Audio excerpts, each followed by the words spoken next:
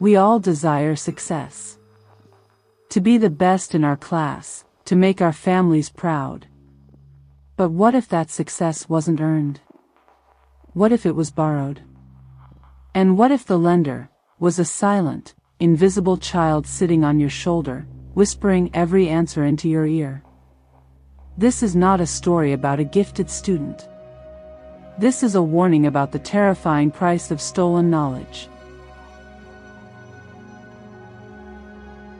In the bustling city of Port Sapiel, there lived a young woman named Iminza. Iminza was not a bad student, but she was an average one. And in a family of high achievers, average was a curse. Her older brother was a doctor in Lagos. Her sister was an engineer in Abuja. Iminza. She was just Iminza. The pressure was a heavy stone in her stomach. Every test was a mountain, every report card a judgment. She studied until her eyes burned, but the results were always the same: B-, C+. Mediocre. The word echoed in her mind, a constant, painful whisper. Her desperation was a fertile ground for a terrible seed to take root. It was on a night like this, deep in her shame, that she remembered the stories her grandmother told her. Stories about the whispering children, spirits of unborn knowledge who could guide a willing soul. It was forbidden, of course. Old magic always is. But desperation has a way of silencing reason. The ritual was simple. A drop of blood on a page of equations. A whispered plea for help under the new moon. She felt foolish doing it in her tiny bathroom, the only light from a single candle. But as the last word left her lips, the candle flame flickered and died. And the air in the room grew cold. Very, very cold. The next day was her final mathematics examination. As she stared at the first impossible question, a strange thing happened. A whisper, so faint it was almost a thought, tickled her inner ear. The derivative is 3x squared. She jumped, looking around. No one was there. But the whisper was insistent. And it was correct. When the results came back, she had scored 99%. Her parents were ecstatic. Her teachers were stunned. Iminza was triumphant. She had done it. She had found the key. She named the presence on her shoulder Kofi, a little boy she could never see, but always feel. A cold spot on her shoulder that whispered secrets of the universe. At first, the price was small. Kofi would ask for a little of her food. "I'm hungry," the whisper would say, and she would leave a morsel on her plate. Then, he asked for her energy. She started feeling unusually tired, needing 12, sometimes 14 hours of sleep. She dismissed it as stress. But Kofi was growing. And a growing boy has growing needs. The whispers began to change.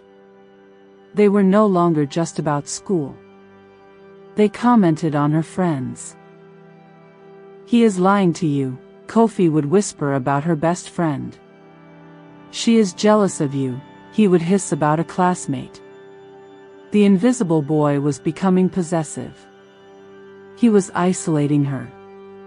And then, one night, as she tried to sleep, the whisper came again, clear and demanding. "I want to play." Kofi whispered with a childlike ancient voice. "You can play tomorrow, Kofi. Go to sleep." Iminza whispered. "No. Outside. I want to feel the swing." "Move your legs for me," Kofi said. A wave of pure terror washed over her. This was no longer about help. This was about control. The borrower had become the puppet. Kofi didn't just want to whisper answers anymore. He wanted to experience the world. And he was going to use her body to do it. Sleep was impossible. The weight on her shoulder felt heavier than ever, a small, icy child clinging to her. She was no longer just a student, she was a vehicle. A vessel. The brilliant scores on her papers were not marks of achievement, but receipts for a transaction she never fully understood. And the final payment was coming due. The next morning, Iminza looks gaunt.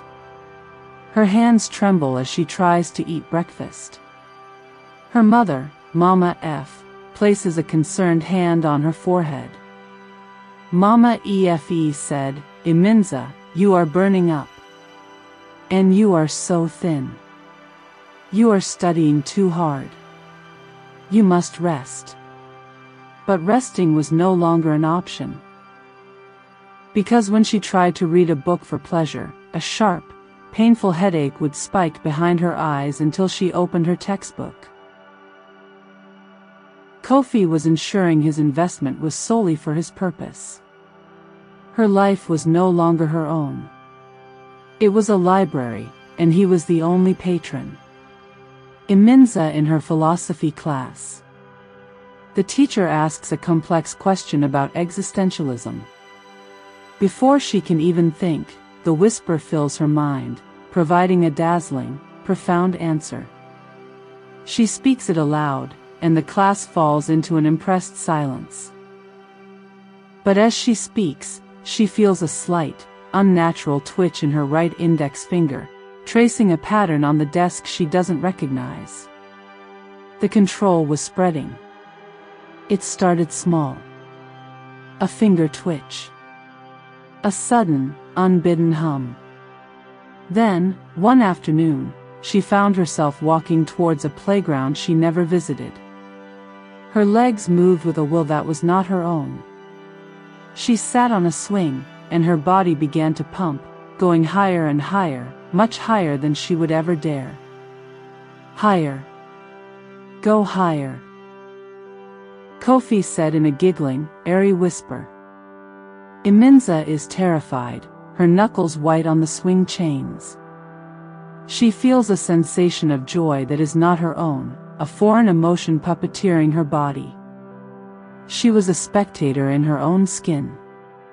The horror was not just in the loss of control, but in the feeling of another consciousness sharing her space, piloting her limbs. She finally understood the true nature of the whispering children. They were not helpers. They were spirits who had never lived, desperate to experience a physical life by stealing one. Driven by a terror greater than her fear of failure, Iminza seeks out a man her grandmother had whispered about, Babalawo Jengo, a traditional healer who lived on the outskirts of the city. Babalawo Jengo said, his voice like dry leaves rustling, "You carry a passenger. A small, hungry ghost. You fed him with your ambition, and now he craves the meat of your life." He explained the terrible bargain. The spirit, Kofi, fed on her mental energy, her knowledge, her very potential. But that was just the appetizer. The main course was her physical form. He was slowly evicting her from her own body. Babalawo Jengo said, "He will not stop until he is you. And you will be nothing." A forgotten memory, a whisper in the back of his new mind. Iminza, with terrified, tears in her eyes, said, "How do I stop it? How do I get rid of him?" "You cannot simply break the contract. A deal made in blood must be concluded. You must pay the full, agreed-upon price. Or offer a substitute payment of equal value," Babalawo Jengo replied. The old man's words hung in the air, heavy and ominous. What was the full price? And what substitute could possibly satisfy a hungry spirit? Iminza returned home, the weight of the Babalawo's words pressing down on her. That night, as she pretended to sleep, the whisper came again. But this time, it was different. It was no longer a request. It was a demand. I am tired of playing alone. I want a friend. I want your brother. The little one. He has a strong body. Bring him to me. Kofi said, clear and cold. Iminza's blood ran cold. Her youngest brother, 6-year-old Tobe, with his bright laugh and boundless energy. Kofi didn't just want her body anymore. He wanted her to be his accomplice. He wanted her to betray her own family to save herself. The ultimate choice was now before her. Would she sacrifice her innocent brother to secure her own freedom? Or would she allow the invisible boy to completely consume her, becoming a permanent prisoner in the fading echo of her own mind? The price for acing those tests was no longer just her energy, or her control. It was her very soul, and the soul of her family. Iminza looks at her sleeping brother, Tobe, through his slightly open door. She then looks at her own reflection in a dark window. For a split second, she doesn't see herself.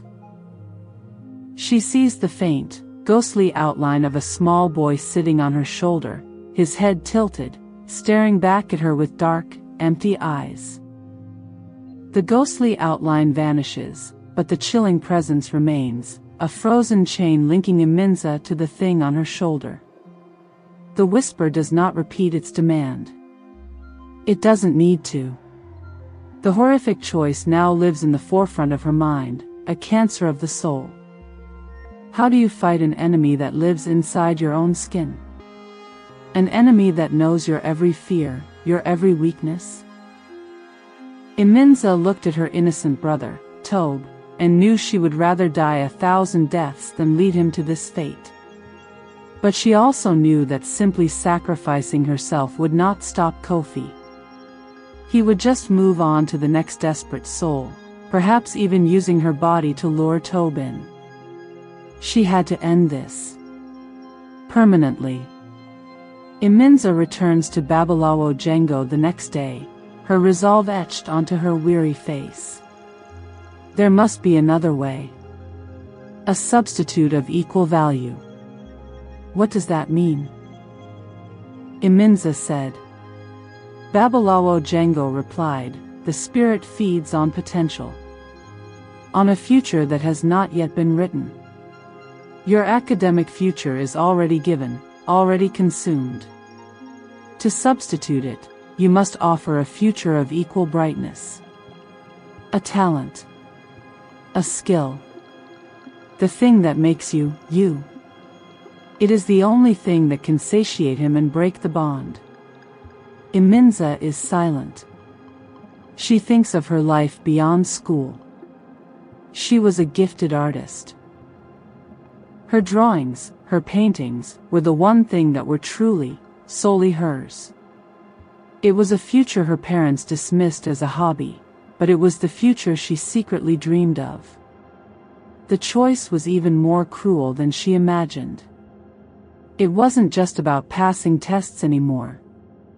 It was about her very essence.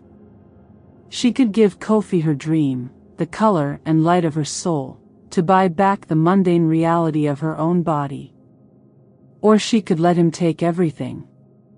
That night, Iminza gathers her art supplies. Her charcoals, her watercolors, the half-finished portrait of her grandmother. She lays them out on the floor of her room. The weight on her shoulder feels anticipatory. Hungry. Iminza whispered, her voice thick with tears, you want a future? I'll give you one. This is mine. Take it. And leave me alone. She picks up a piece of charcoal.